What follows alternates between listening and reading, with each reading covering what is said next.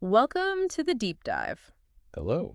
Today, we're digging into some pretty major news. It's got potentially big implications for autism research, for treatment. Yeah, we've looked through the news coverage on this. It centers around a really significant philanthropic gift. Right. And our goal here, our mission in this deep dive is to sort of unpack that for you. We want to pull out the key facts, get into the motivations behind it, and look at the ambitious goals they've set out. Basically, get you up to speed quickly on what's happening and why it matters. Mm-hmm. So let's just jump right in with the headline fact, the big number. Yeah, the one that catches your eye. It's a $50 million donation. 50 million. And the reporting emphasizes this isn't just, a large gift.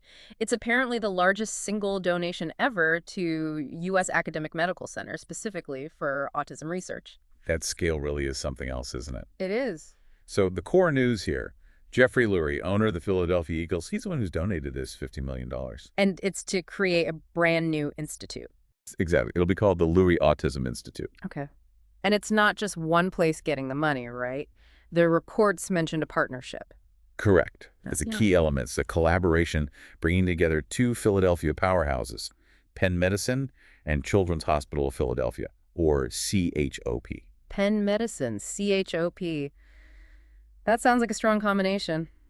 You've got the academic medical research angle and the specialized children's hospital focus. Right. It brings different complementary strengths together, you'd think. And this huge donation, it seems like there's more to it than just, funding research. It sounds personal. Very much so. Jeffrey Lurie was quite direct about it in the coverage. He said, for 70 years, my family has been challenged by presence of autism. Our brother has been an inspiration and kind soul to all of us. 70 years. Wow. So this runs deep. It does. And it's not a new focus for them. The Lurie family, through the Nancy Lurie Marks Family Foundation, has been involved in philanthropy in this area since way back in 1977. That context is important. And you even see it reflected in the Eagles organization itself, right? Mm-hmm. Their Eagles Autism Foundation has raised, what, $30 million? Yeah, $30 million.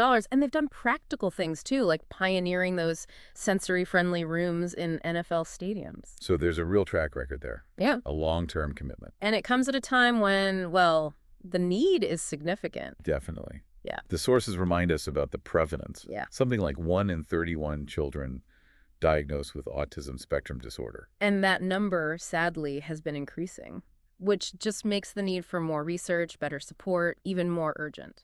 Absolutely. And that's where this new Lurie Autism Institute comes in. It's being described as first of its kind. Okay, first of its kind. Yeah. What makes it different? What's the model? Well, the key seems to be this integrated approach they're talking about, Integrated, meaning they're deliberately trying to connect all the dots. The scientists doing the basic lab work, Right. the clinicians who are actually seeing patients and families, Mhm.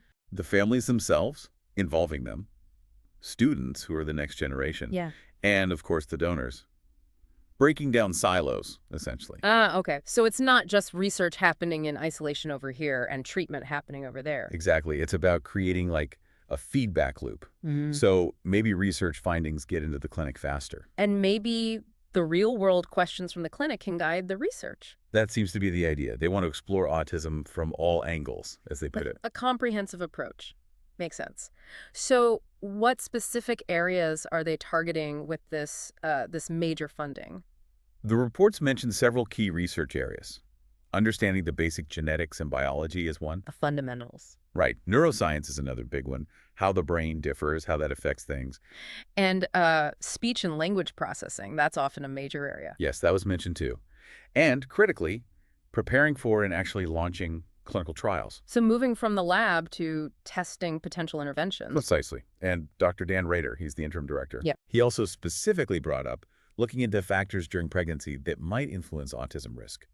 So really covering the whole spectrum, even pre-birth factors. It sounds like Lurie himself is really focused on, well, speeding things up. Yeah, there's a quote from him about wanting to try to speed along solutions and seize the opportunity to move along with progress in autism science. And he sees potential in new technologies. Definitely. He highlighted things like neuroscience, genetics, and even artificial intelligence as tools that could help accelerate progress. AI in autism research, interesting. Now, you mentioned Dr. Rader. Did he highlight any particular focus areas beyond the science itself? Yes, and this felt really significant. He specifically emphasized a focus on adults with autism. Ah, that is significant. So much of the focus tends to be on children. Right. He pointed out there's a large number of adults with autism, and importantly, many who were never even diagnosed when they were younger. That's a huge, often overlooked group, so the Institute will actively work on understanding and supporting adults. That's the stated plan, understanding their needs, their experiences.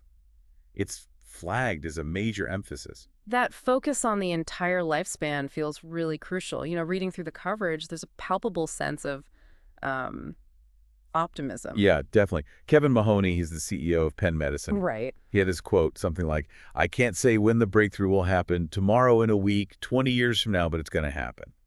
A sense of inevitability, almost. Hopeful. And Madeline Bell, the CEO at CHOP, also weighed in. She did. She reinforced the importance of what we already know works, saying, early diagnosis and treatment is really critical for these children. So, building on that existing foundation, but aiming for breakthroughs with this new push. Exactly. Okay, so let's try to connect this all back for you, the listener. What we're seeing here, based on these reports, is more than just a headline-grabbing number. Right. It's a very strategic move. It's deeply personal, clearly, and it aims to be really comprehensive. And this kind of focused, integrated investment, well, it really could speed things up. It could deepen how we understand autism across someone's entire life. And potentially lead to much better support, from getting diagnosed early right through to navigating adult life. It feels like a concerted effort to push the science forward and make sure it actually helps people. A real translational focus. So just to recap the key pieces, we've got this huge $50 million donation from Jeffrey Lurie, Creating the Lurie Autism Institute through a powerful partnership between Penn Medicine and CHOP. driven by deep personal and family history. With a broad research scope covering genetics, neuroscience, clinical trials. And importantly, a major focus on adults with autism alongside children. And underpinning it all is this optimism about making real progress, perhaps faster than before.